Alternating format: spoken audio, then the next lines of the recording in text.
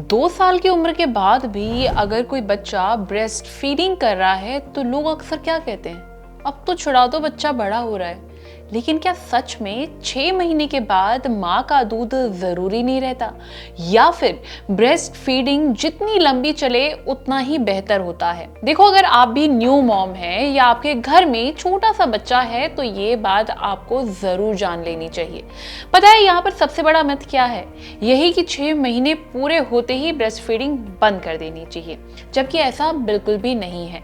Doctors कहते हैं कि 6 महीने के बाद बच्चे को उम्र के हिसाब से पौष्टिक कॉम्प्लीमेंट्री फूड शुरू करना चाहिए, लेकिन इसके साथ साथ ब्रेस्ट फीडिंग 2 साल या उससे भी ज्यादा समय तक जारी रखी जा सकती है। अब इस बात पे कितनी सच्चाई है वो तो हम एक्सपर्ट से ही जानेंगे, लेकिन अगर माँ और बच्चे दोनों इसके लिए कंफर्टेबल हों तो ऐसा करना इम्पॉर्टेंट है। इससे बच्चे को न्यूट्रिशन मिल जाता है, बल्कि उसकी इम्यूनिटी भी मजबूत होती है, बार बार होने वाले इन्फेक्शन का खतरा भी कम हो सकता है और उसकी ग्रोथ को भी सपोर्ट मिलता है। और इन सारी बातों पे और डिटेलिंग में जानकारी दे रहे हैं डॉक्टर गौरव अग्रवाल।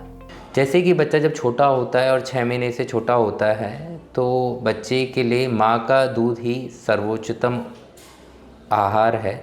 बच्चे को माँ के दूध के अलावा कोई भी ऊपरी आहार या पानी नहीं देना चाहिए। जैसे जैसे बच्चा 6 महीने से ऊपर होता है तो बच्चे को ऊपरी आहार के साथ साथ माँ का दूध देना आवश्यक है।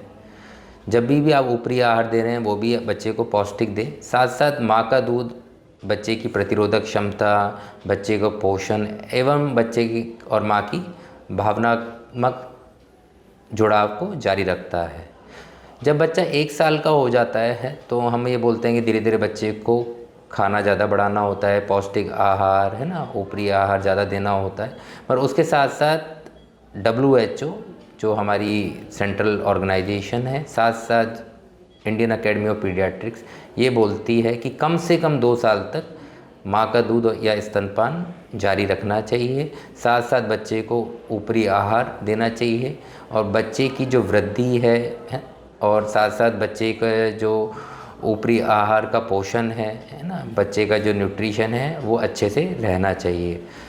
2 साल के बाद भी अगर माँ और बच्चा चाहे तो स्तनपान जारी रखा जा सकता है, बट उसमें ये देखना चाहिए कि बच्चा अच्छे से खाना खा रहा है नहीं खा रहा, बच्चा अच्छे से नरिश हो रहा है नहीं हो रहा, बच्चे का की जो वृद्धि है, ग्रोथ है वो ढंग से हो रही है नहीं हो रही है ना।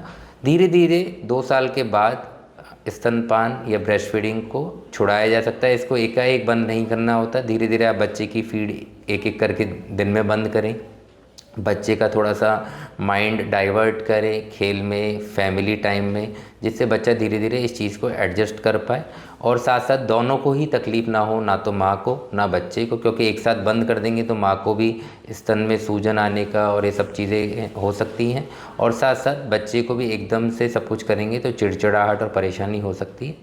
तो मैं ये बोलूँगा कि बच्चे को एक्सक्लूसिवली ब्रेस्ट फीड मतलब 6 महीने तक सिर्फ माँ का दूध, उसके अलावा कुछ नहीं।